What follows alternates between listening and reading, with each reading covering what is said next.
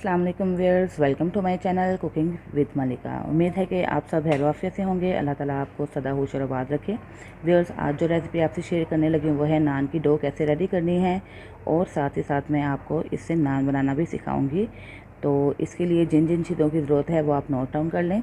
3 cup मैदा लिया है मैंने, और हाफ़ टी स्पून है बेकिंग सोडा, 1 टीस्पून है yeast, half tea spoon salt, 1 teaspoon sugar, 3 tablespoon है योगर्ट यानी कि दही, 3 टेबलस्पून ऑयल है, और नीम गर्म वाटर लिया है मैंने एज़ रिक्वायर्ड। जितना हमें आटा गूंदने में ज़रूरत पेश आएगी उतना हम वाटर यूज़ कर लेंगे।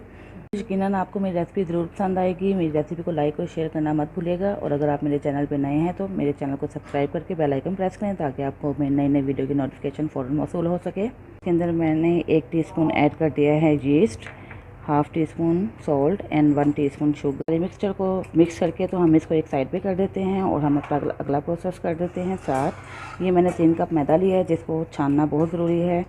साथ ही हम ऐड कर देते हैं बेकिंग सोडा, और छान के तो जो एक्स्ट्रा इसकी चीज़ें हैं ये सेपरेट हो जाएंगी, और ये हमारा एक वेल फाइंड आटा बाहर आ जाएगा। स्पून योगर्ट है, और 3 टेबलस्पून ऑयल है जिसमें से मैं हाफ़ यूज़ कर रही हूँ, हाफ़ हम बाद में यूज़ करेंगे। कहाँ यूज़ करेंगे आप मेरी वीडियो देखते रहें ताकि आपको पता चल सके। इसको अच्छे तरीके से मिक्स कर लेते हैं। हमने मिक्स कर लिया। अब हम जो यीस्ट का मिक्सचर रेडी किया है जो देखें राइस हो चुका है, अब इसके अंदर थोड़ा थोड़ा ऐड करते जाते हैं और इसको गूंदते जाते हैं। इसको हमने सारा कंबाइन कर लिया। अब थोड़ा सा हम ऑयल डालते हैं इसके ऊपर और अपने हाथों पे भी, और अब इसको अच्छे तरीके से गूंद लेते हैं। थोड़ा सा आप मैदा ऐड करेंगे तो इसकी स्टिकीनेस भी कम हो जाएगी। ये भी एक ट्रिक है, आपने याद रखना है कि अगर आपको लगे कि आपका आटा ज़्यादा स्टिक हो रहा है, थोड़ा सा मैदा आप शामिल कर लें तो इंशाल्लाह ये सेट हो जाएगा। फिर जिसको हमने सिर्फ 5 मिनट के लिए गूंद लिया, बहुत ज़्यादा भी नहीं गूंदा। अब हमने इधर ऑयल लगाना है और इसको रेस्ट पे रख देना है, और यहाँ पे हमें 3/4 कप वाटर की ज़रूरत पेश आई है। बहुत ज़्यादा पानी भी नहीं लगेगा क्योंकि दही भी इसमें डाला हुआ है, वो भी उसमें भी मॉइस्चर होता है, और वाटर हमने 3/4 कप यूज़ किया है। और अगर आपको लगे कि थोड़ी स्टिकीनेस आ रही है तो थोड़ा सा मैदा शामिल करें तो ये इंशाल्लाह ये बिल्कुल अच्छी फॉर्म में आ जाएगा। अब आपने सारे बर्तन को, एक तो खुला बर्तन लेना है ताकि हमारी डो अच्छी से राइस हो सके। जिसमें आप राइस करना चाहते हैं मैं इसी में राइस कर लेती हूँ। मेरा बर्तन पहले ही बड़ा है, तो इसको हमने ऑयल लगा लिए, बर्तन को भी ऑयल लगा लेते हैं। हमने इसको रैप कर दिया है। अगर आपके पास रैपिंग शीट नहीं है तो कोई घबराने की ज़रूरत नहीं है, आपने कोई भी ड्राई कपड़ा लेकर इसको कवर कर देना है या किसी भी कैप से इसको कवर करके रख देना है। तो अब हम इसको रेस्ट पे रख देते हैं तकरीबन 1 घंटे के लिए। इंशाल्लाह 1 घंटे में राइस हो जाएगी, क्योंकि मैंने इसको किचन में रखा हुआ है। वार्म प्लेस में ये जल्दी राइस होती है। अगर आप किसी कोल्ड एरिया से ताल्लुक़ रखते हैं तो आपने उस वक्त तक वेट करना जब तक ये राइस नहीं हो जाती, ठीक है। फिर आपको 2 से 3 घंटे लग सकते हैं। शेल्फ को मैंने थोड़ा सा साफ़ कर लिया है। अभी इसके ऊपर हम रख के तो इसके पीसीस कर लेते हैं कि जितने हमें रिक्वायर्ड है उतने हम पीसीस कर लेते हैं। अगर आप मोटा या बड़ा नान खाना चाहते हैं या थिक नान खाना चाहते हैं तो बड़ा पेड़ा कर लें। अगर छोटा और पतला नान खाना चाहते हैं तो उस हिसाब से आप पेड़े कर लें, ठीक है। तो मैं इतने पेड़े करूँगी, तकरीबन इतने ये ना बहुत बड़ा है ना बहुत छोटा, तो इससे हमारे तकरीबन 5 से 6 पेड़े बन जाएंगे, ठीक है। अब हम इसको हाथों की मदद से फैला लेते हैं पेड़े को, और इसको थोड़ा सा बेल लेते हैं। अगर आप मोटा नान खाना पसंद करते हैं तो थोड़ा इसको मोटा बेल लें। अगर थोड़ा पतला नान कुछ लोग खाना पसंद करते हैं तो आप इसको पतला बेल सकते हैं। आप अपने टेस्ट के मुताबिक इसको बेल सकते हैं। हाथों की मदद से जितना स्प्रेड होता है स्प्रेड कर लें, और फिर अगर आप बेलन यूज़ करना चाहते हैं रोल पिन तो उससे भी आप थोड़ा सा इसको स्प्रेड कर सकते हैं।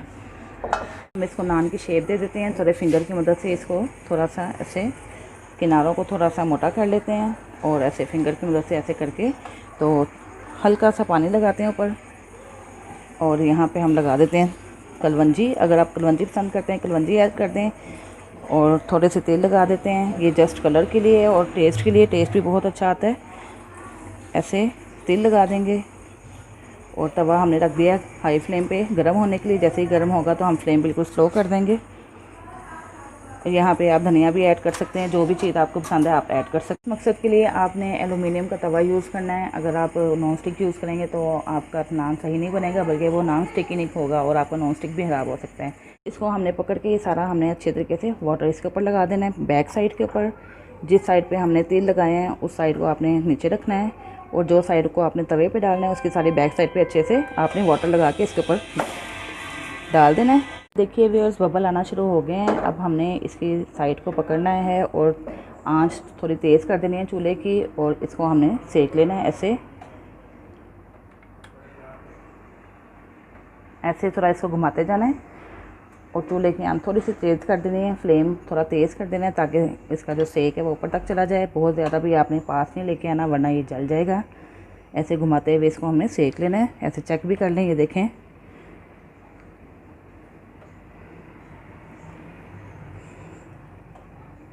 ये देखिए कितना प्यारा सा कलर आ गया है, गोल्डन सा।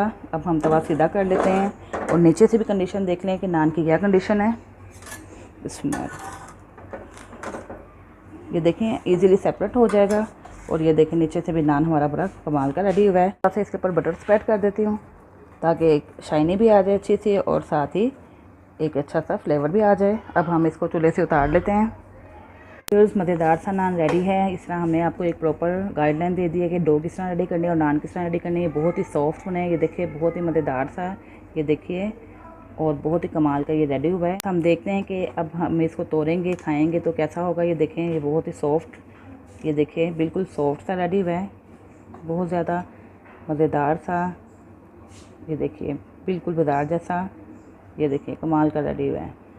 तो ज़रूर ट्राई कीजिएगा और फीडबैक दीजिएगा कि आपको मेरी रेसिपी कैसी लगी। अपना बहुत सा ख्याल रखिएगा, मुझे भी दुआ में याद रखिएगा। अल्लाह हाफिज़।